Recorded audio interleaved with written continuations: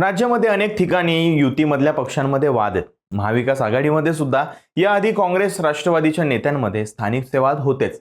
पण अलीकडच्या काळामध्ये एकीकडे एकनाथ शिंदे यांच्या कार्यकर्त्यांची ताकद वाढत असताना भारतीय जनता पार्टीचे कार्यकर्ते सुद्धा तेवढ्याच जोमाने पुढे येतात. असा एखादा जिल्हा अपवाद असेल ज्या ठिकाणी भाजप विरुद्ध शिवसेना हा स्थानिक वाद नाहीये. कधी जिल्हा परिषदमध्ये, कधी पंचायत समितीमध्ये, कधी लोकसभेला, तर कधी विधानसभेला. आता या विषयाबद्दल चर्चा करायचं कारण म्हणजे असाच एक वाद रंगलाय, तो म्हणजे हातकणंगले मतदारसंघामध्ये, जिथे भारतीय जनता पार्टी आणि एकनाथ शिंदेची शिवसेना यांच्या नेत्यांमध्ये वाद होण्याची शक्यता आहे. बरं, दोन्ही नेते मातब्बर आहेत. एक नेता सलग 2 वेळा खासदार झालेला आहे, तर दुसऱ्या व्यक्तीच्या 3 पिढ्या राजकारणामध्ये, ते त्या भागातलं स्थानिक नेतृत्व म्हणून ओळखलं जातं. युतीमधल्या याच 2 मातब्बर नेत्यांमधला हा वाद नेमका का निर्माण झालाय आणि हातकणंगलेमध्ये पुढचं नेतृत्व कोण करणार, याच्यावरतीच पुढची काही मिनिटं आपण बोलणार आहोत. नमस्कार, मी शुभम गोरे आणि तुम्ही पाहताय कट टू कट. ज्या 2 नेत्यांमधला हा वाद आहे ते नेते म्हणजे हातकणंगले लोकसभा मतदारसंघाचे शिवसेनेचे खासदार धैर्यशील माने आणि भाजपचे प्रभावी नेते आणि माजी आमदार प्रकाश आवाडे. इचलकरंजी आणि हातकणंगलेच्या राजकारणाचा इतिहास जर पाहिला तर आवाडे आणि माने हे 2 कुटुंब गेल्या कित्येक दशकांपासून परंपरेनं एकमेकांचे राजकीय विरोधक राहिलेले आहेत. आवाडे कुटुंबाचा राजकीय वारसा अत्यंत समृद्ध आहे. प्रकाश आवाडे यांच्या मागे राजकारणाची तब्बल 4थी पिढी उभी आहे.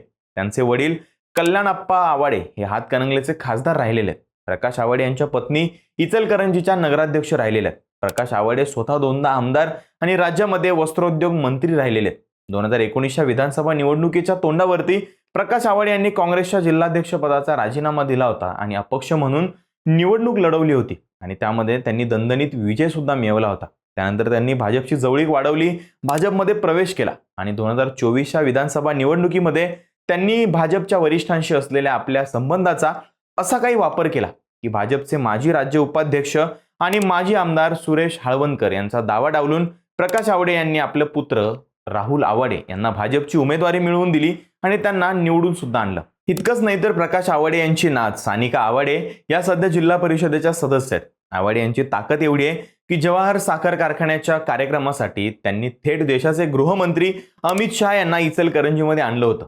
थोडक्यात गल्लीपासून दिल्लीपर्यंत आवाडे कुटुंबाचा राजकीय प्रभाव आहे. दुसऱ्या बाजूला धैर्यशील माने यांचं कुटुंबही कोल्हापूरच्या राजकारणातलं बडं घराणं मानलं जातं. माजी खासदार निवेदिता माने यांचे पुत्र असलेले धैर्यशील माने हे हातकणंगले मतदारसंघामधून सलग 2 वेळा खासदार म्हणून निवडून आलेले.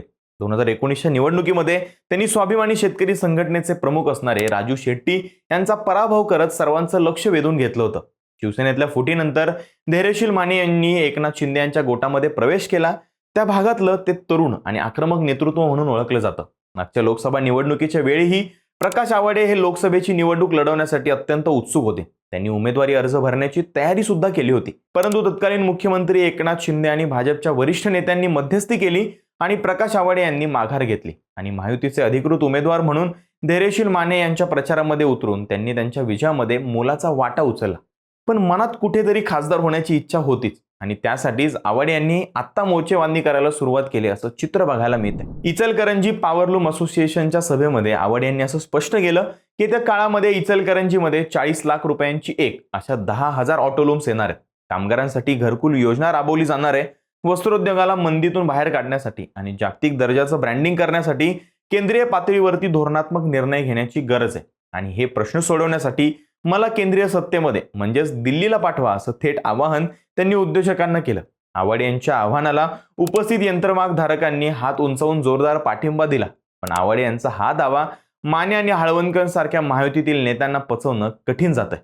आवाडे यांनी फक्त लोकसभेवर दावा ठोकून थांबले नाहीत, तर त्यांनी जाहीर कार्यक्रमांमधून विद्यमान खासदार धैर्यशील माने यांच्यावरती शाब्दिक हल्ले सुद्धा करायला सुरुवात केली. मागे झालेल्या शिरोळ तालुक्यातल्या एका कार्यक्रमामध्ये बोलताना आवाडे असं म्हणाले होते की देशामध्ये पंतप्रधान नरेंद्र मोदी यांची जगात भारी चर्चा आहे, यात काही शंका नाही. पण स्थानिक पातळीवर आपल्या खासदाराने जनतेला काय दिलं असा प्रश्न आता लोक विचारतात. घरोघरी जाणाऱ्या भाजप कार्यकर्त्यांना लोक हळूच सांगतायत की याला बदला. आवाडे यांच्या या वक्तव्यानंतर माने समर्थक मात्र प्रचंड आक्रमक झालेले बघायला मिळाले होते. प्रकाश आवाडे यांनी भाजपच्या व्यासपीठावरून केलेल्या टीकेमुळे शिवसेना शिंदे गट कमालीचा दुखावला गेला होता. मागच्या महिन्यांमध्ये हातकणंगलेमधल्या वडगाव परिसरामध्ये आवाडे यांच्या समर्थकांनी भावी खासदार असा बॅनर सुद्धा लावला होता. तेव्हा सुद्धा चर्चांना उधाण आलं होतं आणि आता सुद्धा आवाडे यांच्या खासदारकीच्या इच्छेनं हे फिक्स झालंय की येत्या लोकसभा निवडणुकीमध्ये आवाडे आणि माने यांच्यामध्ये राडा होण्याची दाट शक्यता आहे. आवाडे कार्यकर्त्यांनी सुद्धा बॅनरबाजी केल्यानंतर माने समर्थकांनी सुद्धा लगेच सोशल मीडियावरती इचलकरंजी विधानसभा मतदारसंघाच्या भावी आमदार वेदांतिका माने अशा आशयाचे बॅनर्स आणि पोस्टर्स व्हायरल करत आवाडे यांना जशाच तसं उत्तर देण्याचा प्रयत्न केला. म्हणजेच काय तर खासदारांच्या जागेवरती तुम्ही डोळा ठेवला तर आम्ही तुमच्या आमदारांच्या जागेवरती दावा सांगू असा इशारा माने समर्थकांनी दिला. आता महत्वाचा प्रश्न असा की जर हातकणंगलेमध्ये आवाडे विरुद्ध माने असा जर संघर्ष उफाळला तर कोणाची ताकद किती आहे आणि कोणाचं पारडं जड ठरेल? तर धैर्यशील माने हे गेल्या 10 वर्षांपासून हातकणंगलेचे खासदार आहेत. त्यांच्याकडे एक तरुण, अभ्यासू आणि लोकांमध्ये मिसळणारं नेतृत्व असं म्हणून पाहिलं जातं. दुसरं म्हणजे शिरोळचे अपक्ष आमदार आणि माजी मंत्री राजेंद्र पाटील यड्रावकर यांच्याशी धैर्यशील माने यांची कौटुंबिक सोयरीक आहे. यड्रावकर यांची शिरोळ तालुक्यातली पकड अत्यंत मजबूत आहे. त्यामुळे यड्रावकर यांची ताकद माने यांच्या पाठीशी ठामपणे उभी असणार आहे. तिसरं म्हणजे एकनाथ शिंदे यांचे धैर्यशील माने यांच्यावरती विशेष प्रेम आहे. शिंदे गटासाठी हातकणंगले ही एक महत्वाची आणि जिंकलेली जागा आहे. त्यामुळे महायुतीच्या जागा वाटपामध्ये ही जागा सहजासहजी भाजपला सोडणं शिंदे गटाला शक्य होणार नाही. पण प्रकाश आवाडे यांची सुद्धा ताकद काही कमी नाही आहे. इतका वर्षांचा राजकारणातला अनुभव आहे आणि ग्राउंड नेटवर्क स्ट्रॉंग आहे. पण आवाडे यांना एक धोका असा आहे की 2024च्या विधानसभेच्या वेळी भाजपने पक्षाचे ज्येष्ठ नेते सुरेश हाळवणकर यांना डावलून प्रकाश आवाडे यांच्या मुलाला म्हणजेच राहुल आवाडे यांना तिकीट दिलं होतं. पक्षांतर्गत झालेला हा अपमान हाळवणकर समर्थक सहज विसरलेले नाहीयेत. त्यामुळे आगामी काळामध्ये जर आवाडे विरुद्ध माने असा संघर्ष पेटला तर हाळवणकर गट छुप्या रीतीनं किंवा उघडपणे धैर्यशील माने यांच्या पाठीशी उभा राहण्याची शक्यता नाकारता येत नाही. आणि तसं जर झालं तर आवाडे यांच्यासाठी इचलकरंजी विधानसभेतूनच मोठा राजकीय फटका बसू शकतो. या झाल्या सगळ्या महायुतीमधील लढाया. हातकणंगले हा मतदारसंघ तसा स्वाभिमानी शेतकरी संघटनेचे प्रमुख राजू शेट्टी यांचा पारंपरिक गड मानला जातो. महायुतीतील अंतर्गत वाद, आवाडे आणि माने यांच्यातला राजकीय संघर्ष आणि भाजपच्या स्थानिक कार्यकर्त्यांमधली नाराजी याचा थेट फायदा राजू शेट्टी किंवा महाविकास आघाडी उचलण्याची पूर्ण शक्यता आहे. शिवसेना उद्धव बाळासाहेब ठाकरे पक्षाचे प्रमुख उद्धव ठाकरे यांनीही धैर्यशील माने यांचा पराभव करण्यासाठी या मतदारसंघामध्ये जातीनं लक्ष घातलंय.